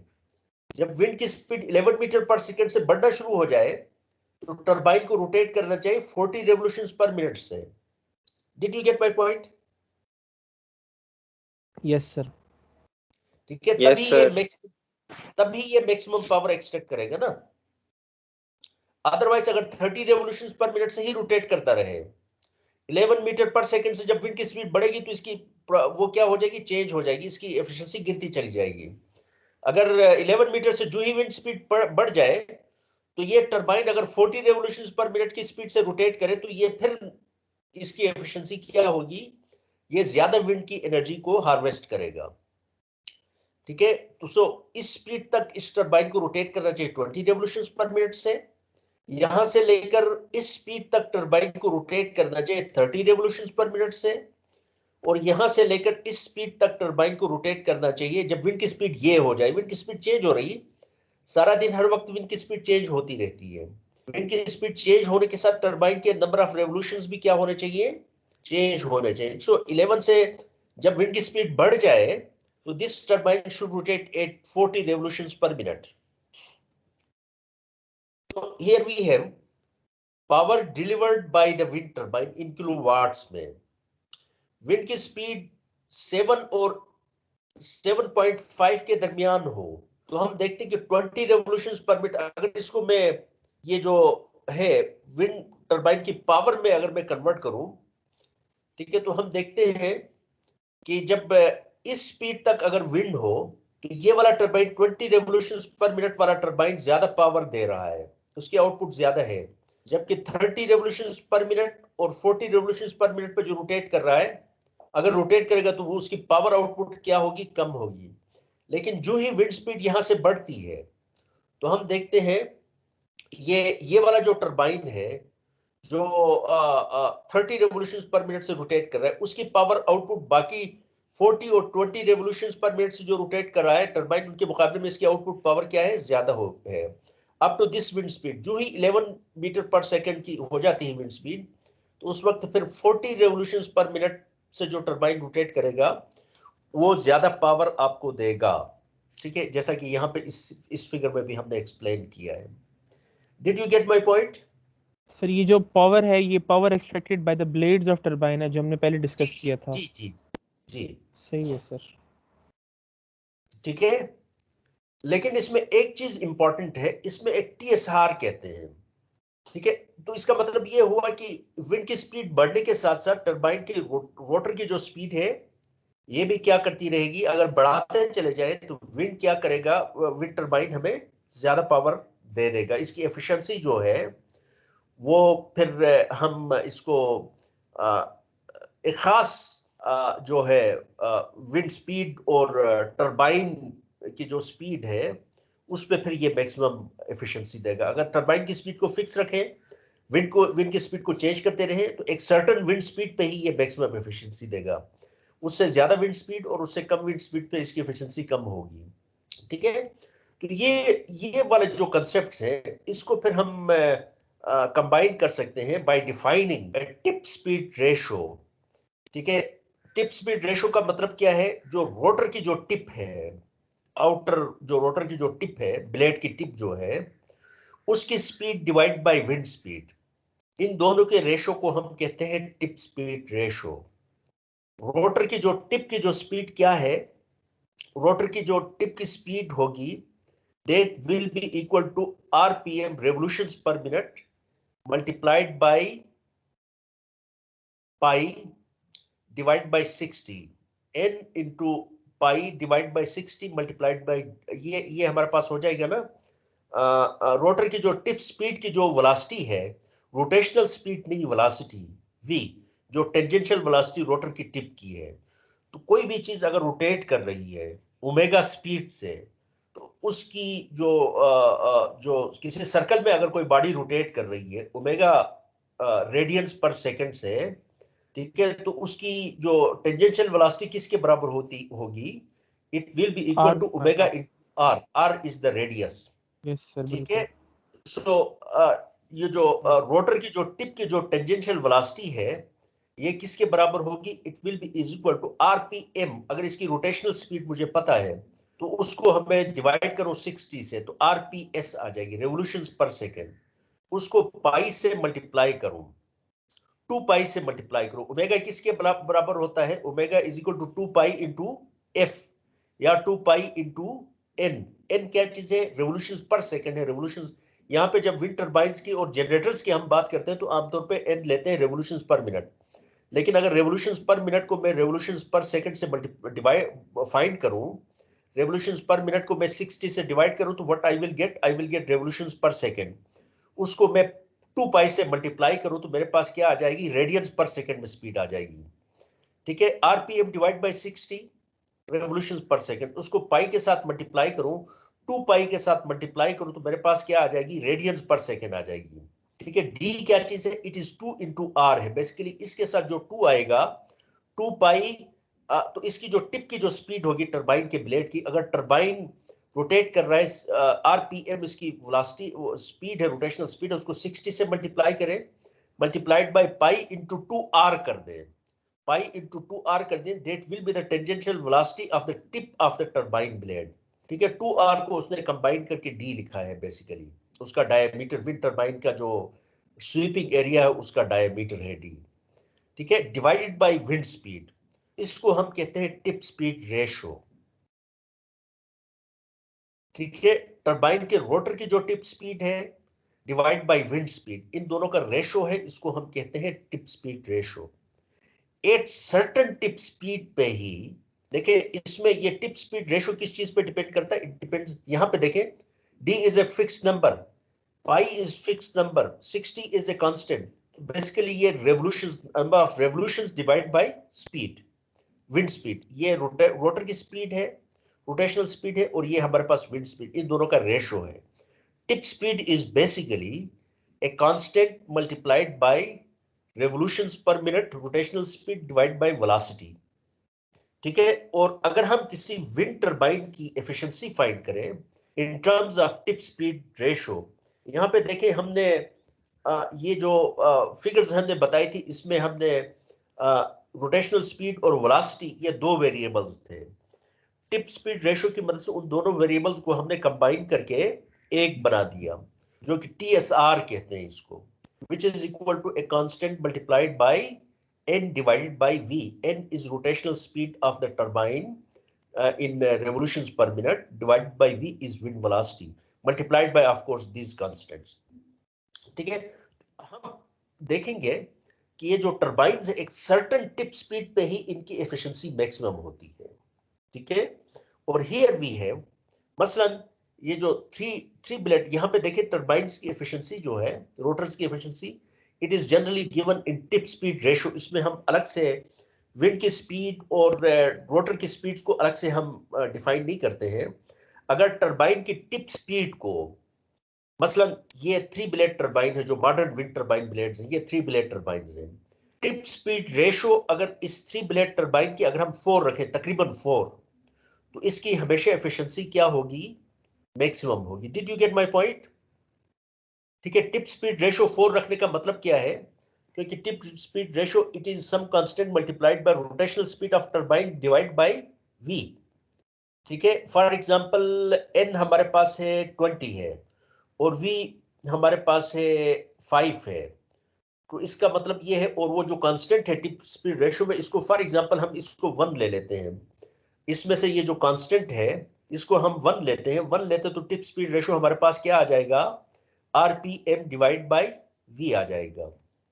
ठीक है, और आरपीएम डिवाइडेड बाय वी अगर ये रेशो 4 हो, 4 होने का मतलब क्या है, रोटर की जो स्पीड है वो 20 रेवोल्यूशंस पर मिनट है और विंड की स्पीड 5 मीटर पर सेकंड है, तो ये टिप स्पीड रेशो क्या होगा, 4 होगा। 4 पे इसकी एफिशिएंसी मैक्सिमम है। ठीक है, अगर ये टिप स्पीड रेशो 4 से चेंज हो जाए तो इसकी एफिशिएंसी क्या होगी, 4 से बढ़ जाए तब भी कम होगी, और 4 से कम हो जाए, टिप स्पीड रेशो 4 से कम हो जाए तब भी कम होगी। तो इसका मतलब ये हुआ कि एक विंड टरबाइन अगर रोटेट कर रहा है तो मैं हमेशा कोशिश क्या करूंगा, उसकी टिप स्पीड रेशो हमेशा 4 रहे। मसलन विंड टरबाइन 20 रेवोल्यूशंस पर मिनट से रोटेट कर रहा है और विंड की स्पीड 5 मीटर पर सेकंड है और टिप स्पीड 4 पे, जिस टिप स्पीड रेशो 4 पे ये मैक्सिमम एफिशिएंसी दे रहा है। अब विंड की स्पीड 5 के बजाय 10 हो गई, तो टिप स्पीड रेशो को मैंने 4 पे मेंटेन करना है, तो इसका मतलब है टरबाइन को मैं रोटेट करवाना होगा 40 रेवोल्यूशंस पर मिनट पे, ताकि टिप स्पीड रेशो क्या रहे, 4 रहे। ठीक है, और अगर टरबाइन विंड की स्पीड 4 हो जाती, 4 मीटर पर सेकंड हो जाती है, तो टरबाइन को मुझे रोटेट करवाना होगा 16 रेवोल्यूशंस पर मिनट से, ताकि टिप स्पीड रेशो 4 रहे और ये टरबाइन मैक्सिमम एफिशिएंसी पे पावर देता रहे। Did you get my point? Yes sir. Sir हर जो टरबाइन होगा उसकी अपनी मतलब एक रेशियो होगी, स्पीड टिप स्पीड रेशियो, जिस पर वो जी जी, मैक्सिमम एफिशिएंसी जिसपे दे ये रहा होगा, मैक्सिमम देगा, जिसपे ये मैक्सिमम पावर आउटपुट होगी, और आपने हमेशा पावर आउटपुट दे रहा कोशिश ये करनी है कि ये उसी टिप स्पीड रेशो पे रोटेट करेगा, रोटेट करता रहे। और वो कैसे मेंटेन करेंगे, विंड की स्पीड होगा, वो कम आगे होगी देखेंगे। तो आप उसकी रोटेशनल स्पीड वो कम करेंगे, विंड की स्पीड ज्यादा होगी तो उसको ज्यादा रोटेशनल स्पीड से उसको रोटेट करना होगा, विंड की स्पीड कम हो जाए तो उसको कम रोटेशनल स्पीड से रोटेट करवाना होगा, ताकि उस पर्टिकुलर हर टरबाइन की एक पर्टिकुलर विंड स्पीड पे ही एक पर्टिकुलर टिप स्पीड रेशो होगा जिसपे उसकी एफिशिएंसी मैक्सिमम होगी। और we have to ensure that this turbine rotates if we are interested in extracting maximum power from the wind. We have to ensure that this turbine rotates, the tip speed ratio remains constant। ठीक है, और इसकी अगर tip speed ratio उस tip speed ratio पे हम रखें जिसपे इसकी एफिशिएंसी मैक्सिमम होती है, उस पे मेंटेन रखें हम। Did you get sir my ये हमें पॉइंट? कैसे पता चला कि यस सर। सर हमें ये कैसे पता चला कि कौन सी टिप स्पीड रेशियो है जिस पर ये मैक्सिमम पावर दे रहा होगा? ये तो एक्सपेरिमेंटल है ये? टरबाइन का डिजाइन जो है, जिन लोगों ने डिजाइन किया, मसलन जिस तरह यहाँ पे ये tip speed ratios versus turbine की जो एफिशिएंसीज है, उस पे मॉडर्न जो विंड टरबाइन जो है उनकी यहाँ पे उसने दिखाया है। मसलन जो अमेरिकन जो विंड मल्टी ब्लेड टरबाइन्स जो है, जो जिसमें बहुत सारे ब्लेड्स लगे होते हैं, उनकी अगर टिप स्पीड रेशो तकरीबन समवेयर ही है, देखिए इसकी एफिशिएंसी है, ये टिप स्पीड रेशो और ये इसकी एफिशिएंसी है, यहाँ पे हम देखते हैं ये एफिशिएंसी की करो है। ठीक है, तो अगर वो उसकी टिप स्पीड रेशो अगर लेस देन 1, तकरीबन कोई 0.7 0.8 के आसपास हो, ये टिपिकल है। ठीक है, typical efficiency versus tip speed ratio उसकी करो से, तो ये अगर इसके आसपास अगर वो रोटेट करे टिप स्पीड रेशो, यानी उसकी रोटेशनल स्पीड और विंड की स्पीड के दरमियान अगर रेशो अगर ये रहे 0.8 0.9 के आसपास रहे, तो ये हमेशा मैक्सिमम पावर देगा। 3 ब्लेड विंड टरबाइंस जिनकी हमने बात की, ठीक है, इसका हम देखते हैं कि अगर टिप स्पीड रेशो 3 हो तो इसकी एफिशिएंसी 40 है, जो मॉडर्न विंड टरबाइंस है 3 ब्लेड वाले। अगर टिप स्पीड रेशो अगर टिप स्पीड रेशो 55 हो तो इसकी एफिशिएंसी 40 है, लेकिन अगर टिप स्पीड रेशो 4 के आसपास हो तो इसकी एफिशिएंसी तकरीबन कोई 44-45 होती है। ठीक है, हाई स्पीड 2 ब्लेड टरबाइंस हैं, इनका हम देखते हैं कि इनकी जो tip speed ratio is, if tip speed ratio is between 5.5 और 6 के दरमियान हो तो हम देखते हैं कि इसकी एफिशिएंसी क्या होती है, मैक्सिमम होती है। अगर उससे कम हो उससे ज्यादा हो, ठीक है, तो इसकी एफिशिएंसी में ड्रॉप आ जाता है।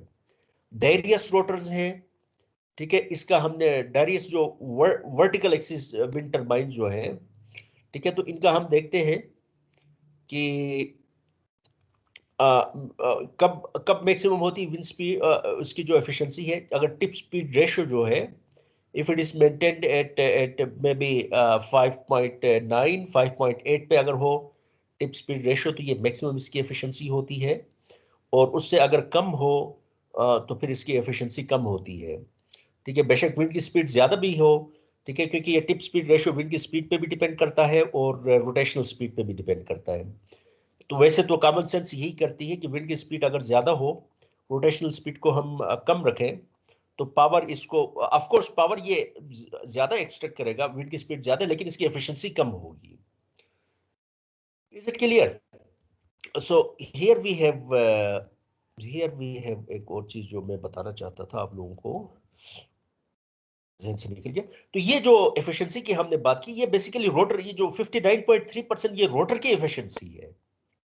गियर बॉक्स, जनरेटर और कन्वर्टर की एफिशिएंसी वो बाद में आएंगी। ये जो टिप स्पीड रेशियो जिसकी हमने बात की है, ठीक है, वो बेसिकली ये वाला पोर्शन है, ये वाला एफिशिएंसी के डिफरेंट पार्ट्स है ना। रोटर क्या करता है, काइनेटिक एनर्जी को मैकेनिकल एनर्जी में कन्वर्ट करता है। ये टिप स्पीड रेशियो की जब हम बात करते हैं तो ये वाली एफिशिएंसी है। ओवरऑल टरबाइन की एफिशिएंसी की बात नहीं कर रहे हैं हम, सिर्फ रोटर की एफिशिएंसी की बात करते हैं, ठीक है। उसके बाद ऑफ कोर्स उसके बाद जो आगे जो कंपोनेंट्स लगाए उनकी एफिशिएंसी, ओवरऑल विंड टरबाइन की एफिशिएंसी क्या होगी, वो जो रोटर की एफिशिएंसी जो टिप स्पीड रेशियो हमें बता रही है, उससे फिर गियर बॉक्स, जनरेटर और कन्वर्टर की एफिशिएंसीज के साथ मल्टीप्लाई करेंगे तो हमें ओवरऑल विंड टरबाइन की एफिशिएंसी मिल जाएगी। तो ये फिगर्स जो है ये रोटर्स की एफिशिएंसीज है। तो यहाँ पे हम देखते हैं, और आइडियल जो विंड टरबाइन होगा बेयर्ड्स लिमिट, तो इसमें हम देखते हैं कि उसके लिए अगर 7 या 7 से ज्यादा हो विंड टरबाइन की जो टिप स्पीड रेशियो, उस वक्त उसकी एफिशिएंसी मैक्सिमम होगी। बेयर्ड्स लिमिट जो आइडियल एक विंड टरबाइन है, ये एक्चुअल प्रैक्टिकल विंड टरबाइंस है। आइडियल विंड टरबाइंस जो है उनकी जो एफिशिएंसी है, बेयर्ड्स की लिमिट जो है हमारे पास ये है बेसिकली, ठीक है। That will follow something like this. Is there any question? No sir. ये समझ आ गई आप लोगों को? जी सर, समझ आ गई है। यस सर, समझ आ गई है। ठीक है, एक और फिगर है, this is here we have, यहां से भी आपको थोड़ा सा आइडिया हो जाएगा। विंड स्पीड v1 है। विंड स्पीड क्या है? v1 है। दो विंड स्पीड्स है, एक for example 5 metre per second है, एक और विंड है 10 मीटर पर सेकेंड, ये दो है। अगर विंड की स्पीड 5 मीटर पर सेकेंड है v1, और अगर हम टरबाइन को मुख्तलिफ स्पीड्स पे रोटेट कर रहा है, मुख्तलिफ स्पीड्स पे टरबाइन क्या कर रहा है, रोटेट कर रहा है, और विंड की स्पीड 5 मीटर पर सेकेंड, तो इसकी आउटपुट ऐसे चेंज हो रही देखें। अगर टरबाइन 1 रेवोल्यूशन पर मिनट से रोटेट कर रहा है फॉर एग्जांपल, इसकी output power is this much. Wind की स्पीड कांस्टेंट है 5 मीटर पर सेकेंड है। अगर ये 2 रेवोल्यूशन पर मिनट से रोटेट कर रहा है तो आउटपुट पावर ये होगी। 3 रेवोल्यूशन पर मिनट से रोटेट कर रहा है तो output power, this will be the output power. 4 metre per second से रोटेट कर रहा है तो this will be the output power. 5 metre per 4 revolution पर मिनट से रोटेट कर रहा है तो this is output power may be. 10 revolution पर मिनट से रोटेट कर रहा है तो this is the power output. Wind की स्पीड कांस्टेंट है and that is 5 metre per second. अगर ये टरबाइन जो 15 रेवोल्यूशन पर मिनट से रोटेट कर रहा है तो फिर इसकी पावर एक सर्टेन रोटेशनल स्पीड से इसकी पावर क्या होती eight a given wind speed. Wind की स्पीड फिक्स है और रोटेशनल स्पीड अगर टरबाइन की चेंज हो रही है तो इसकी पावर आउटपुट भी क्या हो रही है, चेंज हो रही है। At a certain wind speed, at a certain rotational speed पे ही, at a given wind speed constant है तो at a certain rotational speed पे ही ये wind turbine maximum power extract करेगा, ठीक है। अब अगर विंड की स्पीड 10 मीटर पर सेकेंड हो जाए और उसके बाद अगर टरबाइन की रोटेशनल स्पीड चेंज होती चली जाए, जीरो से लेकर बढ़ती चली जाए, तो इसकी पावर आउटपुट भी बढ़ती चली जाती है at a certain rotational speed only, at a given wind speed this turbine will give us maximum power only at a certain rotational speed, जो कि ये है। इस स्पीड पे अगर टर्बाइन रोटेट करता रहे तब ही इसकी आउटपुट पावर क्या होगी, ये मैक्सिमम पावर आपको देगा। अगर टर्बाइन की रोटेशनल स्पीड इससे ज्यादा हो, ठीक है, या इससे कम हो, तो इस विंड टर्बाइन की जो आउटपुट पावर क्या होगी, ये कम होगी। ठीक है, तो इसका मतलब ये हुआ कि V1, अगर मैंने मैक्सिमम पावर एक्सट्रैक्ट करनी विंड टर्बाइन से, अगर V1 स्पीड से विंड चल रही है, तो मुझे इस टरबाइन को रोटेट करवाना चाहिए। This turbine should rotate at this this this this rotational speed. अगर विंड स्पीड V2 हो, this turbine should rotate at a higher rotational speed. यहाँ पे मैक्सिमम ये आउटपुट दे रहा है। ठीक है, इसी तरीके से अगर विंड की स्पीड चेंज होती रहे, यहाँ पे तो सिर्फ हमने दो विंड स्पीड्स ली है ना, एक V1 है और V2 है। V2 is greater than V1। ठीक है, इसी तरीके से V1 से भी विंड स्पीड कम हो सकती है, तो उस सूरत में इस तरह की एक करो आ जाएगी। और V2 से विंड स्पीड ज्यादा हो तो इस सूरत में इस तरह की एक करो आ जाएगी। Let me show you another करो, वहां से शायद थोड़ा सा ज्यादा आपको अंदाजा हो जाएगा। उसमें मेरे ख्याल में नंबर्स भी दिए हैं। ये यहाँ पे देखें, ये है 4 मीटर पर सेकेंड हो, तो हम देखते हैं कि मैक्सिमम जो विंड पावर कब देगा, ये हमारे पास 4 मीटर पर सेकेंड अगर विंड की स्पीड हो, तो उस सूरत में ये जो करो है, ये पावर आउटपुट है, और एक्स एक्सिस पे रोटेशनल स्पीड है, उसकी विंड टरबाइन की रोटेशनल स्पीड है। तो उसका मतलब हुआ जब 4 मीटर पर सेकेंड है तो विंड टरबाइन को रोटेट करना चाहिए इस रोटेशनल स्पीड पे। 5 मीटर पर सेकेंड हो तो विंड टरबाइन की जो आउटपुट पावर है, ठीक है, रोटर स्पीड का जो फंक्शन है वो इस तरह की कर्व आ जाएगी। तो यहाँ पे इसको विंड टरबाइन को इस स्पीड से रोटेट करना चाहिए। 11 मीटर पर सेकेंड हो तो विंड टरबाइन को रोटेट करना चाहिए इस स्पीड से, ताकि मैक्सिमम पावर एक्सट्रैक्ट करें आप। 12 मीटर पर सेकेंड हो तो विंड टरबाइन को इस स्पीड से रोटेट करना चाहिए ताकि आप मैक्सिमम पावर एक्सट्रैक्ट करें। तो इसका मतलब ये है कि अगर आपने मैक्सिमम पावर विंड टरबाइन से आपने एक्सट्रैक्ट करनी है, विंड की स्पीड अगर चेंज होती रहे, फॉर एग्जांपल जिसकी कैरेक्टरिस्टिक्स ये यहाँ पे गिवन, ये जो प्लॉट है ये किसी पर्टिकुलर विंड टरबाइन की विंड स्पीड कैरेक्टरिस्टिक्स है, विंड और रोटेशनल स्पीड, जो इसके आउटपुट पावर और रोटेशनल स्पीड के दरमियान ग्राफ है, ठीक है, for a given wind speed. अगर ये वाली कैरेक्टरिस्टिक्स अगर है किसी पर्टिकुलर विंड टरबाइन के, तो इसका मतलब ये हुआ कि जब ये 12 मीटर पर सेकेंड विंड की स्पीड हो जाए, तो मुझे कोई ऐसा अरेंजमेंट करना होगा कि ये विंड टरबाइन जो है इस रोटेशनल स्पीड पे चले। और अगर ये मैक्सिमम पावर पॉइंट्स है, देखिए डिफरेंट विंड स्पीड्स पे ये मैक्सिमम पावर पॉइंट्स हैं, ये वाली कर्व जो बन जाती है। ठीक है, अगर इस कर्व के ऊपर में एक विंड टरबाइन है, उसकी विंड की स्पीड चेंज हो रही है, तो अगर मैं इस विंड टरबाइन को रोटेट करवाऊं, जो उसकी रोटेशनल स्पीड्स अगर इस कर्व के ऊपर रह जाए यहाँ पे हो, तो उस सूरत में फिर हमारे पास जो विंड टरबाइन की आउटपुट पावर होगी वो हमेशा मैक्सिमम होगी। तो ये मैक्सिमम पावर पॉइंट्स है basically for a given wind turbine, ये वाले। Wind speed 12 metre per second हो तो इस पे रोटेट करना चाहिए। विंड स्पीड 12 और 11 मीटर पर सेकंड के दरमियान हो तो यहाँ पे एक और कर्व होगी जिसकी मैक्सिमम, ये जो लाइन है ये मैक्सिमम पॉइंट्स को बेसिकली आपस में कनेक्ट कर रही है। ठीक है, सो विंड स्पीड अगर चेंज हो जाए तो उस अकॉर्डिंगली जो रोटर की जो स्पीड है वो भी मुझे चेंज करनी पड़ेगी, वो भी चेंज करनी होगी, ताकि जो टिप स्पीड जो है वो हमेशा जिसके लिए डिजाइन जिसपे ये मैक्सिमम पावर दे सकता है, टिप स्पीड रेशियो हमेशा वही रहे, ताकि मैक्सिमम पावर मुझे हमेशा मिलती रहे। Did you get my point? Yes sir, समझ आ गई। Any question? सर वो पीछे आपने यस सर, आगे स्लाइड में एक नंबर बताया था 59.3%। ये जो एफिशिएंसी है ये रोटर की है, ये ओवरऑल विंड टरबाइन की है? रोटर की है। ये रोटर की है, सही है। रोटर की, रोटर मैकेनिकल विंड की काइनेटिक एनर्जी से जो मैकेनिकल एनर्जी में कन्वर्ट करेंगे। रोटर क्या करता है, काइनेटिक एनर्जी को शाफ्ट के रोटेशनल मैकेनिकल एनर्जी में, रोटेशनल काइनेटिक एनर्जी में कन्वर्ट करता है। ये बेसिकली उसकी एफिशिएंसी है। सही है सर। ठीक है, वो भी आप समझ लें, क्योंकि इस टरबाइन की जो ब्लेड की जो सरफेसेस होती, दूसरी चीजें होती, वो भी कोई परफेक्ट नहीं होती है ना। ये आइडियल सूरत में है। 59.3% एक ऐसा रोटर का टरबाइन है जो कि आइडियल है, ठीक है, जिसमें कोई लॉसेस नहीं है, बिल्कुल नहीं है। एक परफेक्ट विंड टरबाइन का एक रोटर है आइडियल लॉसलेस विंड टर्बाइन का रोटर है, ठीक है, लेकिन वो भी 59.3% से ज्यादा विंड की एनर्जी को एक्सट्रैक्ट नहीं कर सकता है। जिस तरह कार्नाट साइकिल की हम बात करते हैं, कार्नाट साइकिल की मैक्सिमम एफिशिएंसी एक आइडियल हीट इंजन भी है, उसकी भी मैक्सिमम एफिशिएंसी क्या होती है? It is equal to 1 minus sink का टेम्परेचर डिवाइड बाय सोर्स का टेम्परेचर, उससे ज्यादा हो ही नहीं सकती है। नेचर ने रिस्ट्रिक्शन लगाई है।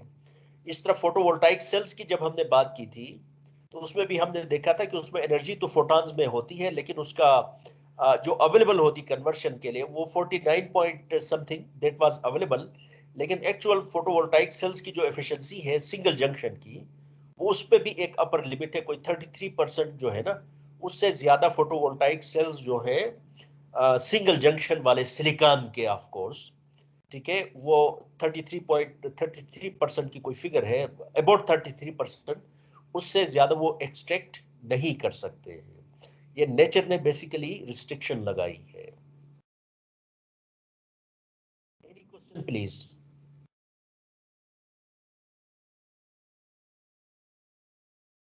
Any question? Okay, so here we have, यहाँ पे मैंने बात की, तो सो इसका मतलब मैक्सिमम पावर जो है दैट इज मैक्सिमम पावर ये वाला है। इस कर्व को अगर भी maximum power points different wind speeds पे जो कर्व्स हैं उस पे मैक्सिमम पावर वाले पॉइंट्स को आपस में ज्वाइन करूं मैं, तो इस तरह का एक ग्राफ मिल जाता है। और इस ग्राफ को मैं देखता हूं कि maximum power is equal to, इस ग्राफ के लिए ये जो मैक्सिमम पावर वाली जो लाइन है, इसके लिए अगर मैं एक इक्वेशन लिखूं तो ये इक्वेशन आ जाती है K2 इंटू ओमेगा 3, यानी इसकी जो मैक्सिमम पावर जो है K इज ए कांस्टेंट, ठीक है, जो ओमेगा 3, ठीक है, तो इसका ग्राफ बन जाता है basically. Next time we will talk about how can, अगर कहीं किसी इलाके में आपने विंड टर्बाइंस को जाके इंस्टॉल करना है, तो सबसे पहला काम क्या होगा? आप जाके उस इलाके में से डेटा इकट्ठा करेंगे, विंड स्पीड का स्टेटिस्टिकल एनालिसिस करेंगे उस डेटा पे। फिर आप देखेंगे कि ऑन द एवरेज एक साल में आप उस एरिया से अगर एनर्जी एक्सट्रैक्ट करना चाहें, पावर एक्सट्रैक्ट करना चाहें, तो कितनी पावर एक गिवन लोकेशन से आप एक्सट्रैक्ट कर सकते हैं, ठीक है। तो वो उसकी हम बात करेंगे नेक्स्ट लेक्चर में। तो उसमें थोड़ी सी स्टेटिस्टिक्स इन्वॉल्व होगी और दो डिस्ट्रीब्यूशंस हैं, एक को हम कहते हैं वेबल डिस्ट्रीब्यूशन और दूसरे रेले डिस्ट्रीब्यूशन कहते हैं, ठीक है। वेबल और रेले डिस्ट्रीब्यूशन की बात करेंगे और फिर हम देखेंगे कि किसी इलाके में से अगर हमें डेटा मिल जाए सारे साल की, अगर हम मेजरमेंट्स करें कि हाउ मच जो है विंड की स्पीड जो है, अगर विंड फ्लक्चुएट करती अनसर्टन है, किसी वक्त ज्यादा होगी, किसी वक्त कम होगी, किसी वक्त बिल्कुल नहीं होगी, ठीक है, लेकिन पूरे साल का अगर विंड स्पीड के डेटा की कैरेक्टरिस्टिक्स डेटा अगर हमें मिल जाए, तो उसकी मदद से हम स्टैटिस्टिकल स्टडीज के बेस पे हम बता सकते हैं कि इस जगह पे अगर हम इस टाइप का अगर विंड टर्बाइन इंस्टॉल करें तो ये हमें पूरे साल में कितनी एनर्जी हमें देगा, ठीक है। तो उस एनर्जी को अगर हम सेल करेंगे तो how much money we will be earning, तो उसके बाद फिर क्या इस जगह पे क्या जो हमें रकम वापस मिल रही होगी, अगर उसका हमें अंदाजा हो जाए, तो फिर we will decide that whether we should install a wind turbine at a given location और नॉट। तो ये सबसे इम्पॉर्टेंट साइट असेसमेंट जो है, वो सबसे इम्पॉर्टेंट एक एलिमेंट है before installing wind turbines at a given location. तो वो फिर हम देखेंगे नेक्स्ट लेक्चर में कैसे साइट की एसेस की जाती है, कोई अच्छी साइट है विंड टर्बाइंस लगाने के लिए या नहीं, ठीक है, तो उसकी हम बात करेंगे। बेटा ये चीजें बड़ी जबरदस्त है और जी सर। में आप लोगों के लिए बहुत अपॉर्चुनिटीज है, यकीन करें आप लोगों के लिए बहुत ज्यादा अपॉर्चुनिटीज है at international level at national level. सारी दुनिया ग्लोबल वार्मिंग और उसकी वजह से इसी विंड और सोलर की तरफ जा रही है।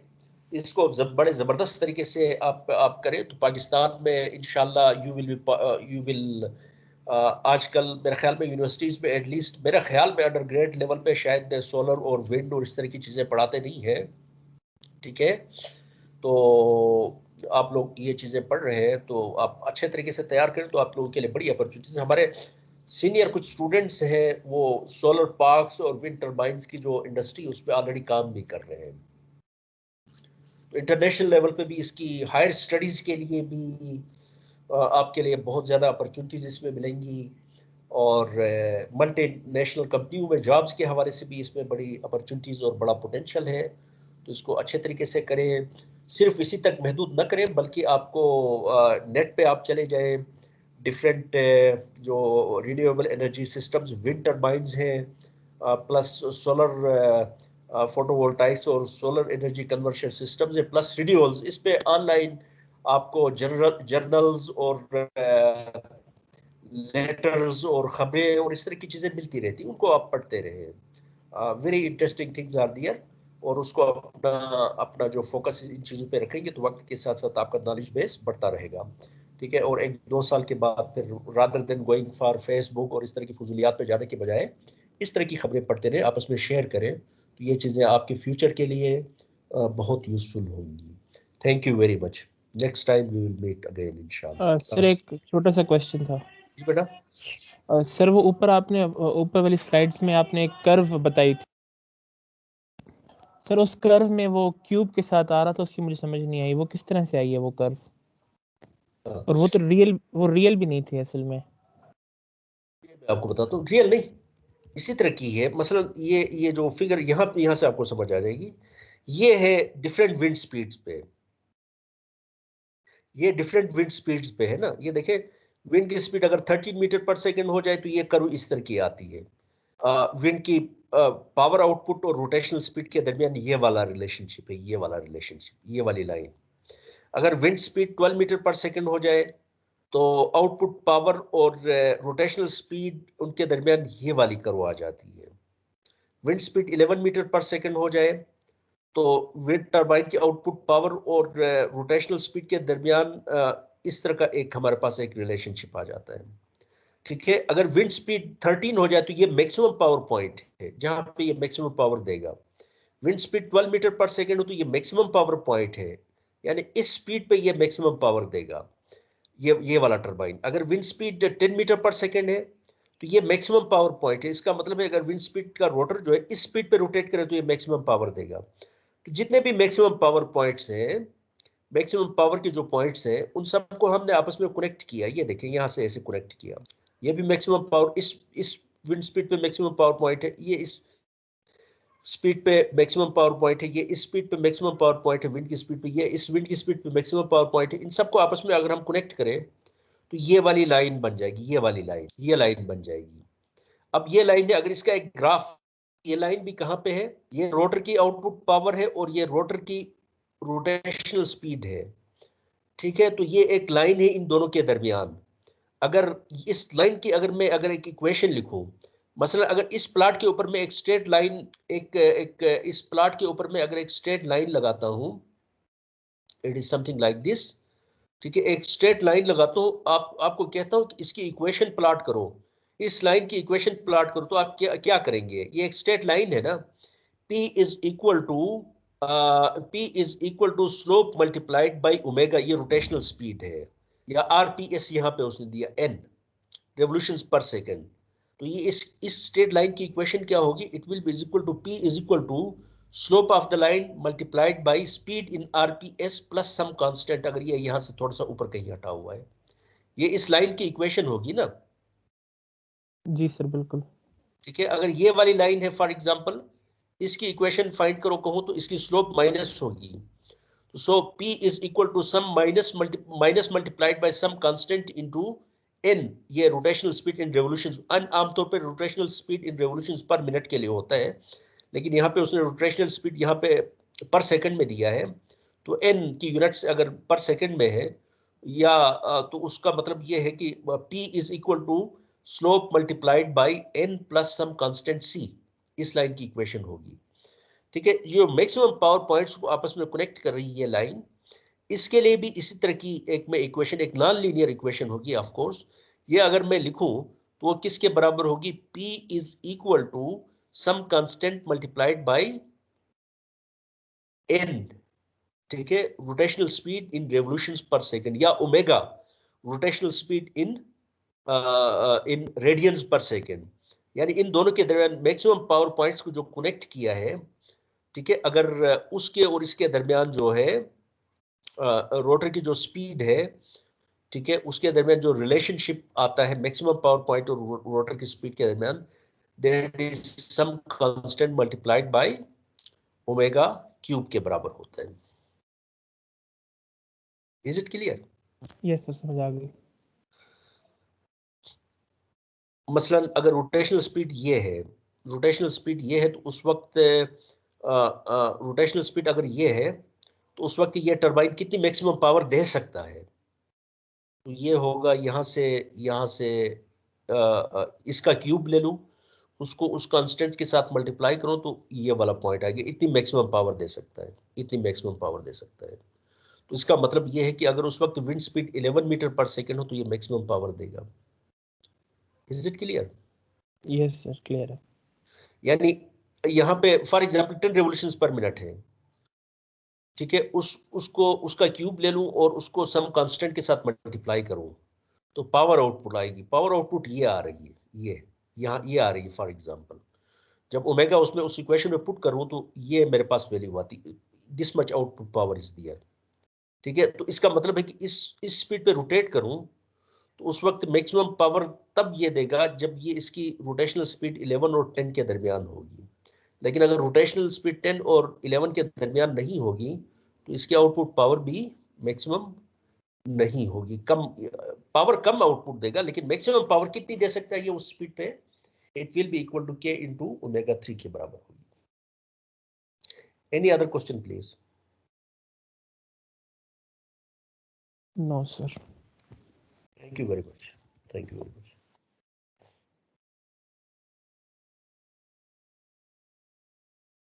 ओके सर, अल्लाह हाफिज।